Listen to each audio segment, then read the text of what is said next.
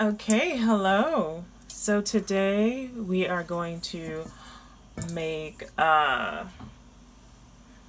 dumplings, Jamaican dumplings to add to the saltfish and cabbage that we made yesterday. You can check out that video. So let's get started.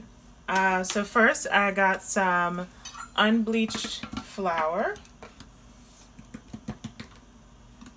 and this is about 1 cup. And let me think about how many dumplings do I want today. I think 1 cup is enough. I'm trying to lay off. We're all at home, so I don't want to go too crazy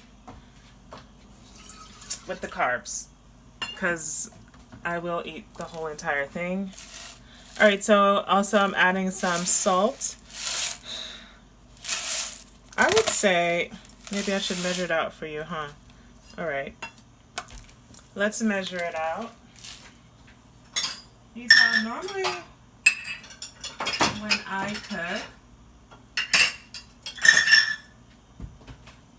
I cook, I don't use a measuring, you just kind of know. And I think that's just how I learned. But I'm going to get better at sharing measurements. And that's just the way I learned from Grandma. So I'm going to have to do better with figuring out what the measurements are. So this is what? A 1/4 teaspoon. So I'll put 2/4 in here for one, what did I say, 1 cup? Yep, that's good.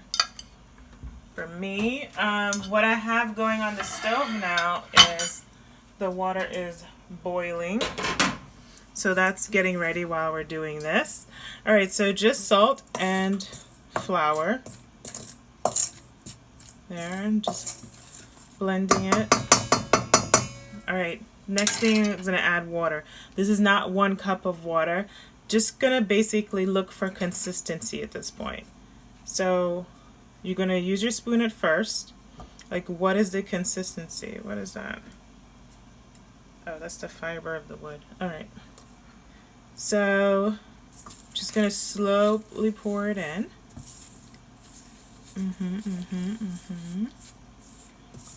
Slowly pour it in. And you see how it's changing slowly? I mean, I'm sure if you have a fancy, what is it, that Cuisinart, you could use that too, but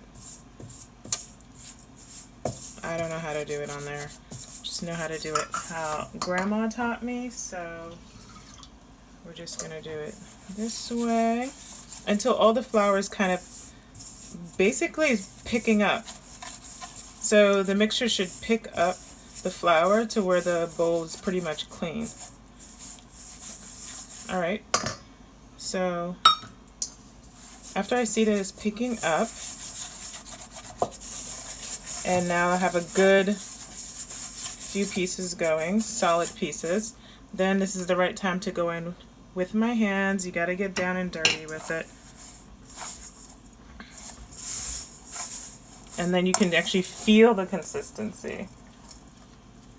Because this is an important part. You have to hand knead. You cannot use the spoon the entire time. It will not be the same. It just won't. So I'm basically using the dough to kind of clean the bowl of all the excess. And if it's wherever it's sticky, it needs to be a little bit more dry. So I'm using that sticky edge to pick up the dry pieces and then knead.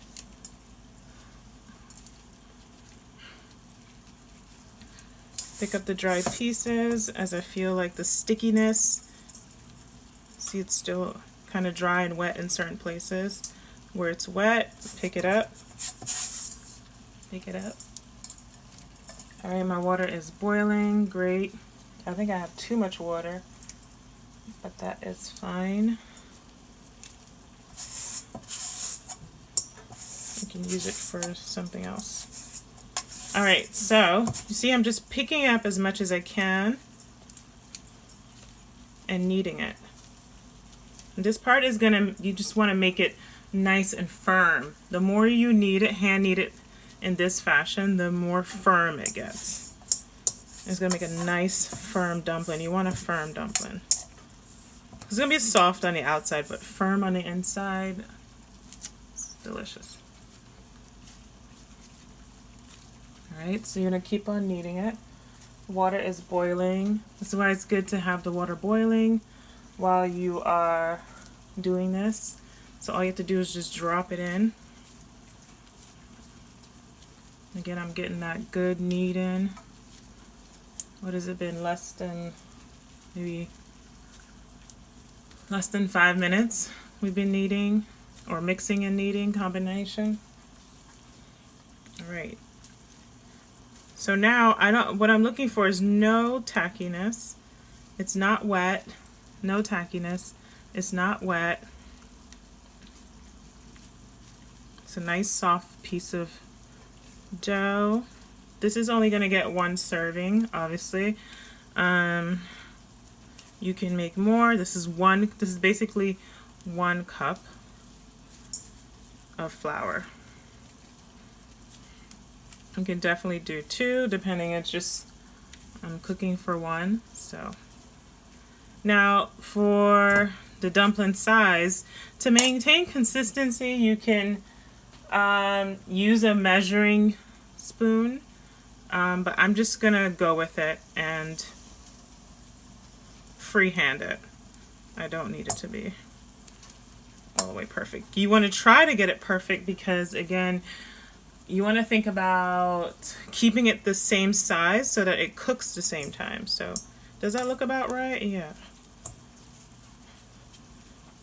Is it perfect? No, but is it around the same size so they'll cook the same time? This is a little bit smaller, so I'm going to take a little piece more. And what I'm doing here is basically I'm rounding it into a ball, then pinch the middle and kind of,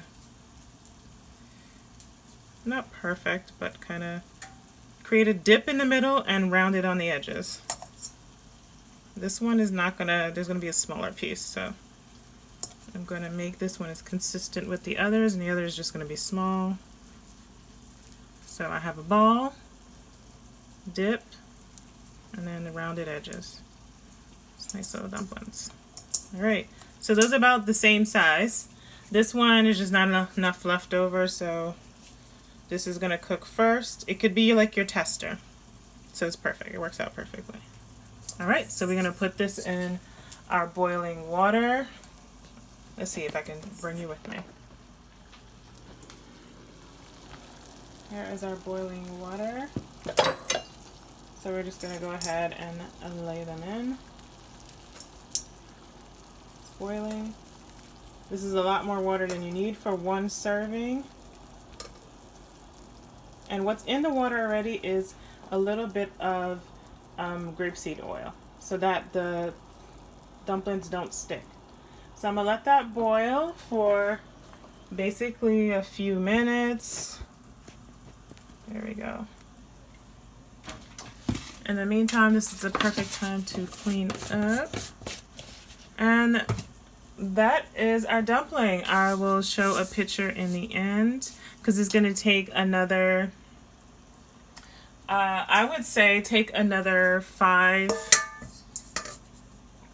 to 10 minutes to boil, depending on your stovetop. If your stovetop is pretty much basic, I would say about a 10-minute boil because they're very small, so it really depends on size. These are small, so about 10 minutes they'll be ready. In the meantime, I'm going to serve them with the codfish and cabbage that we made in the last video. Alright, I hope you are well, be well, and eat well.